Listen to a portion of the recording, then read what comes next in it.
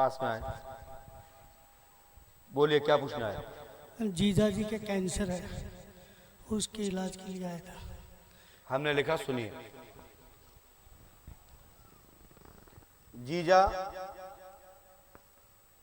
नहीं समझा तो चश्मा लगा लीजिए, माइक से बोलो ना, फिर लिखा है तो बोलिए, नहीं लिखा तो मना करिए। जीजा नाम रमेश शर्मा। हाँ, जीजा का नाम रमेश शर्मा है, कैंसर रोग है, लेंस फेफड़ा में कमी है, लेंस यानी फेफड़े में कमी है, कृपा होगी, आंतरिक भावना पूर्ण होगी। 19 फरवरी से इनको मार्केस लगा हुआ है, ये अभी 17 दिन शेष और हैं।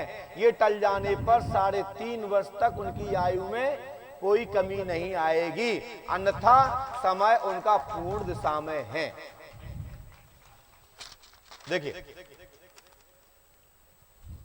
ये 3.5 वर्ष वाली बात नहीं समझा गुरुजी ने। यदि कितने दिन निकल जाते हैं तो 18, 17 से 18, और 18 दिन निकल जाने के बाद 3.5 वर्ष तक कोई भी किसी प्रकार की 3.5 वर्ष की आयु में कोई कमी नहीं आएगी, क्योंकि समय पूर्ण दिशा में है।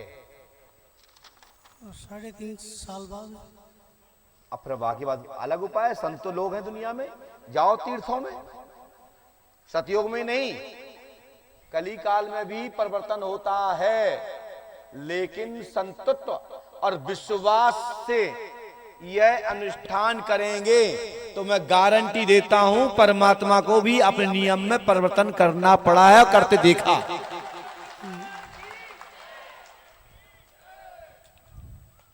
परंतु संभव नहीं है। कई लोग एक क्षण माला घुमाते घुमाते कहते हैं महाराज जी हमारी 11 हो गई, अब ठीक हो गई कि नहीं, अब काम तो हो जाए ना, बस वही माला खत्म। पूजन अनुष्ठान के बाद टोका नहीं जाता।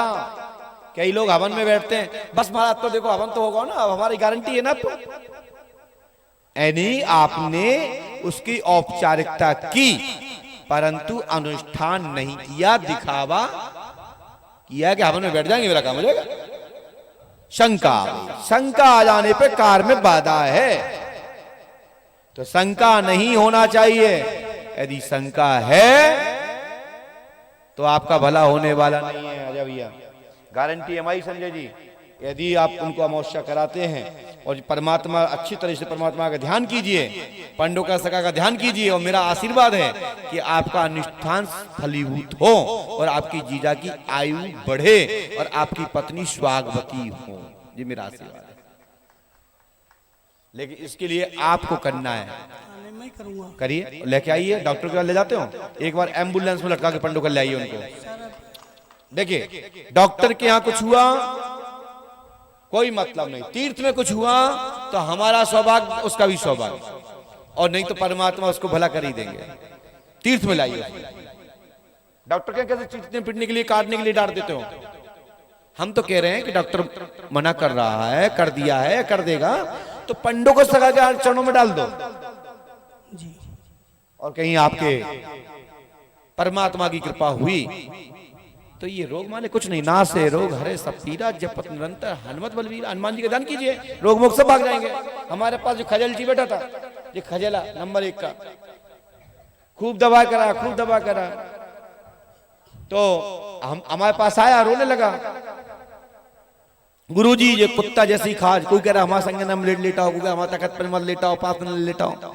मैंने कहा सुन, बोले हाँ बताओ गुरुदेव। नंबर 1 का फ्रॉड आदमी है, ये ध्यान रखना, नहीं फंस जाओ चक्कर में। गुरुजी तारीफ कर, नंबर का फ्रॉड, झूठा, आडंबरी, नौटंकी, धोखेबाज, छलिया, चक्कर मत पड़ना इसके, मैं आपको बता रहा हूं। मैं तारीफ इसलिए नहीं कर रहा हूं कि तुम जाके लुट जाओ उससे, मैं इसलिए बोल रहा हूं यदि मैं आज तारीफ मंच पे किसी से करूं तो चक्कर में नहीं पड़ना चाहिए। एक कोने में लगा जाओ, पटक पटक के मार दो, तुम जो बताओ गुरुजी ने तुम्हारा नाम कैसे लिखा बता। हो सकता हमारी सेटिंग हो इनसे, आने वाले लोगों से, तो पीछे लगा जाओ, गाड़ी में पटको, माल लगाओ कि गुरुजी जाने कैसे बताओ। पंडों का सरकार त्रिकालदर्शी दरबार ऐसे ही नाम नहीं हो गया। आज नकली लोग कोई भी नाम लिख ले, पंडों का सरकार, हमारे नाम से कई लोग दुकान चला रहे हैं। पंडोकर सरकार काऊ के दुकान पे नहीं जाऊ थे, पंडोकर सरकार भक्तों के पास जाऊ थे। पंडोकर सरकार उन पे कृपा करते जो भक्त होते हैं। तो हमने इससे कहा कि बेटा ऐसा करना, एक मैंने हमारे पास में एक कुंड है, सहज कुंड है। मैंने कहा भाई एक तालाब में नहाया, गंदा पानी मिलेगा, नहा लेना, घिन मत मानना, आंखें मत सकोड़ना, नाक मत सकोड़ना। बोले हाँ गुरुजी बिल्कुल।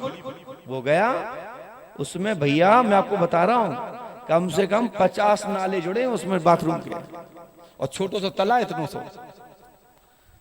ये भी गया, इसने गुरुजी का आदेश माना, गया डुबकी लगाई, खजल्ला कुत्ता सही।